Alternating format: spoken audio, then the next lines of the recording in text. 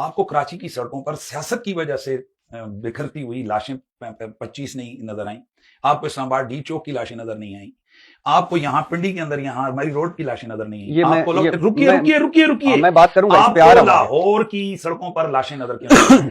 سیاست کی وجہ سے یہ جو 150 لاشیں گر رہی ہیں یہ کیوں نہیں آئیں؟ وہاں ان سیاست دانوں کو گالیاں کیوں نہیں دی جاتی ہیں؟ آپ جیسے اینکر پرسن کیوں نہیں ان کو کہتے کہ یہ تو سیاست کا سارا کیا دھرا ہے؟ آپ نے کبھی سنا ہے؟ میں عرض کروں مجھے یا کسی اور کو میں نے خبر میں نے اپنے میں اینکر پرسن دیتے ہیں، سارے کرتے ہیں۔ آپ نے نہیں ساتھ یہ نہ کہیں، اگر یہ آپ کر رہے ہیں تو پھر یہ کیا کچھ ہو رہا ہے؟ یہ جو معاشرے میں یہ جو کچھ ہو رہا ہے، میں چیلنج سے کہتا ہوں پچھلے 50 سالوں میں مجھے مذہب کے نام پر قتل بتائیں، میں آپ کو سیاست کے نام پر یہاں بستیوں کی بستیوں لڑی ہوئی بتاؤں گا، میں آپ کو پورے ملک کے ٹکڑے دکھاؤں گا۔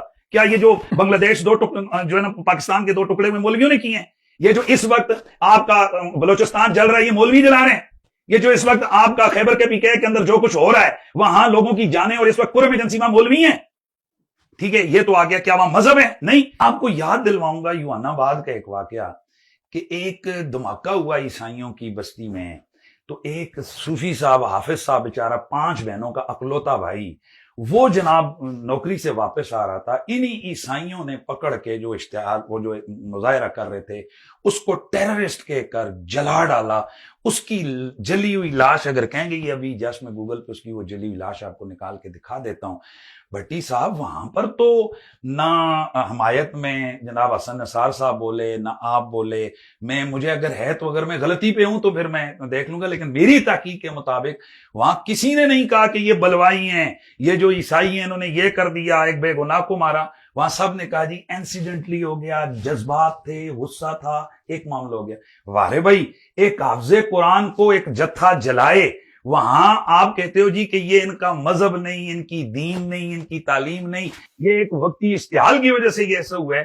تو کنڈیم کر رہے ہیں نا وہ حافظ قرآن کو، اور مجھے بھی دکھ ہو رہا ہے، میں بھی کنڈیم کر رہا ہوں، قابل مذمت ہے جی، ایک انسان کا قتل پوری انسانیت کا قتل، لیکن اس پہ پروگرام نہیں کیے، نہیں نہ جیو نے کیے ہیں نہ ARY نے کیے ہیں، آپ کا میڈیا خاموش رہا ہے، مجرمانہ خاموشی رہی ہے آپ کی میڈیا کی۔ کیوں ہمیں کیا اس سے خاموش رہ کے کیا؟ اگر آپ وہ اس طرح کرتے نا تو وہ جو میڈیا کی جن کے ہاتھوں میں ڈورے ہیں سب کو پتا ہے، جس طرح آپ ہمارے اوپر کہتے ہیں ہمیں بھی یہی لگ رہا ہے معاشرے میں کہ جناب ہماری ڈوریں کسی اور کے ہاتھ میں، آپ کے نہیں، میں اوورآل آپ کو نہیں پتا دنیا کی میڈیا کو کون کنٹرول کر رہا ہے؟ دنیا کی میڈیا، آپ کے پاکستان کی میڈیا کو کون کنٹرول کر رہا ہے؟ آج مجھے یہ نہیں، آج خبر آج لگائیں نا خبر، آج مجھے نہیں، آپ ذرا سچی باتیں، میں بھٹی صاحب سے کہتا ہوں، میں ارشاد سچی بھٹی سے کہتا ہوں ذرا سچی باتیں کل کریں نا اپنے جیو کے پروگرام میں۔ دین ہمارا، شروع میں بھی میں سے کہا کہ دین ہمارا امن سکھاتا ہے، رسول اللہ صلی اللہ علیہ وسلم رحمت اللہ عالمین ہے، صحیح ہو گیا۔ آپ کیوں نفرت بانٹ رہے ہیں، کیوں تقسیم کر رہے ہیں؟ کہ آپ روز قیامت والے دن حساب نہیں دینا آپ نے؟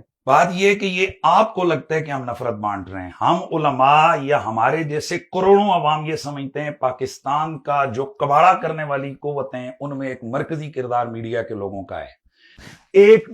ایک مجھے شعبہ بتائیں کہ جس شعبے میں آپس میں پیار امن محبت ہے، الحمدللہ آج بھی ہم ذمہ داری سے کہتے ہیں کہ سب سے زیادہ محبت کا پیغام اہل دین مسجدوں سے محراب و ممبر سے دیا جاتا ہے۔ پرابلم کیا ہے بھٹی صاحب؟ پرابلم یہ ہے کہ ہمیں دین والوں کی چھوٹی سی غلطی بھی اتنی بڑی لگتی ہے کہ ہم اس پر 3 دن پروگرام کرتے تھکتے نہیں ہیں، لیکن دوسری طرف ہم نے پورے کے پورے شہروں کے شہر غائب کر دیے ہیں، جس کی وجہ سے جب بندہ جس تلاش میں ہوتا ہے اس کو وہی لگتا ہے۔ آپ کو لگ رہا ہے کہ ہم بے امنی پھیلا رہے ہیں، ہمیں لگ رہا ہے کہ پاکستان بلکہ اس معاشرے کے اندر سب سے زیادہ جو نفرت ہے وہ سیاست کے میدان سے اور آپ کے میڈیا کے پلیٹ فارم سے پھیلائی جا رہی ہے۔ جیسے آپ ہم پہ سمجھ رہے ہیں، ہم آپ کے لیے یہ سمجھ رہے ہیں، یہ آپ کو وہ لگ رہا ہے کہ حضور کی امت میں فتنہ ڈال رہے ہیں، ہمیں آپ لگ رہے ہیں